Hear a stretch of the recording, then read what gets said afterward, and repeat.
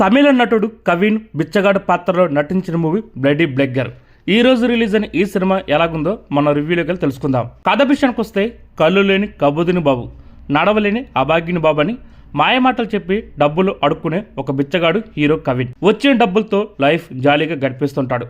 ఒకరోజు దినం భోజనాల కోసమని చాలామంది బిచ్చగాలతో పాటు ఒక పెద్ద బంగ్లాకి వెళ్తాడు. భోజనాలు అన్నీ పూర్తయిన తర్వాత తిరిగి ఇంటికి వెళ్ళిపోకుండా దొంగచాటుగా బంగ్లాలోకి వెళ్ళిపోతాడు. కాసేపటి వరకు బాగానే ఎంజాయ్ చేస్తాడు. కానీ ఊహించిన పరిస్థితి వల్ల లోపల ఇరుక్కుపోతాడు. ఆ తర్వాత ఏమైంది?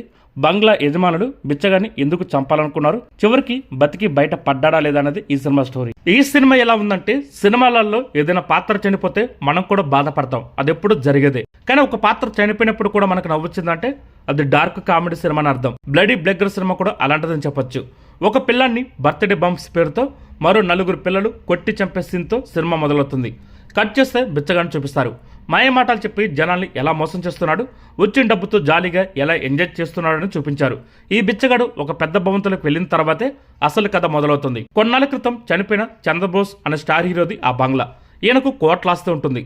4 పిల్లలు కూడా ఉంటారు. డబ్బు ఈగోలకు పోయి చంపడానికైనా సరే వెనకాడరు. ఆస్తి దక్కుతుందని బంగ్లాకు వచ్చిన వీళ్ళకి తండ్రి తన సవతి కొడుకు పేరు మీద ఆస్తంతా రాసేశారని తెలిసి షాక్ అవుతారు. ఆ సవతి కొడుకుని అప్పటికే లాయర్ చంపేస్తాడు. వాడి స్థానంలో బిచ్చగాన్ని ఇరికిస్తారు.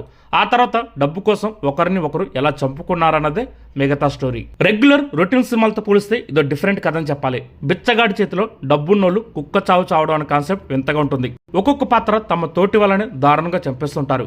కాకపోతే ఆ సీన్స్ లో మనం భయపడాల్సింది పోయి నవ్వుతాం. అంత వెరైటీగా ఉంటాయి. బిచ్చగాడు బంగ్లాలోకి ఎంటర్ అయిన తర్వాత కాసేపు బోరు కొడుతుంది.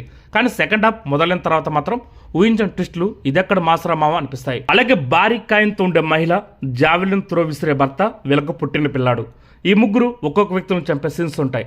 ఇవైతే బాగా సర్ప్రైజ్ చేస్తాయి. ప్రారంభం నుంచి చూపించిన సన్నివేశాలు, వస్తువులు, ఉండే మనుషులు, చెప్పాలంటే ప్రతి చిన్న పాయింట్ని దర్శకుడు మొదలుపెట్టిన తీరు, ముగించిన విధానం అరే బడి తీశారు అనిపిస్తుంది. అలాగే మనకు ఎంత డబ్బున్నా సరే కర్మ ఎప్పటికీ వదిలిపెట్టదనే విషయాన్ని కూడా బాగా ఇంట్రెస్ట్గా చూపించాడు డైరెక్టర్. ఇంకా నటినటుల గురించి మాట్లాడుకుంటే బిచ్చగాడి పాత్రలో కనిపించిన కవిన్ అదరగొట్టేశాడు. ప్రారంభంలో 10 నిమిషాల్లోనే బిచ్చగాడి పాత్ర రూపు మారిపోతుంది. మరి కాసేపు బిచ్చగాడి సీన్స్ ఉండుంటే బాగుండు అనిపిస్తుంది. అంత ఎంటర్టైనింగ్గా ఉంటాయి. చనిపోయిన నటుడి కొడుకు, కూతుర్లు, మనవడు, మనవరాలుగా చేసిన పాత్రధారులు ఎవరికి వాళ్ళు అదరగొట్టేశారు. అలాగే కన్నింగ్ లాయర్గా చేసిన సునీల్ సుకొంద మెప్పిస్తాడు. ఇంకా టెక్నికల్ విషయానికి వస్తే దర్శకుడు శివబాలన్, ముత్తుకుమార్ తీసుకున్న పాయింట్ చాలా డిఫరెంట్ అని చెప్పాలి. దాన్ని ప్రజెంట్ చేసిన విధానం కూడా అంతే డిఫరెంట్. బ్యాక్గ్రౌండ్ మ్యూజిక్ పర్లేదు అనిపించింది. సినిమా ఫోటోగ్రఫీ, ఎడిటింగ్ బాగున్నాయి. సినిమా అంతా బంగ్లాలోనే జరుగుతుంది కాబట్టి దానికి తగ్గట్టే నిర్మాణ విలువలు కూడా ఉన్నాయి.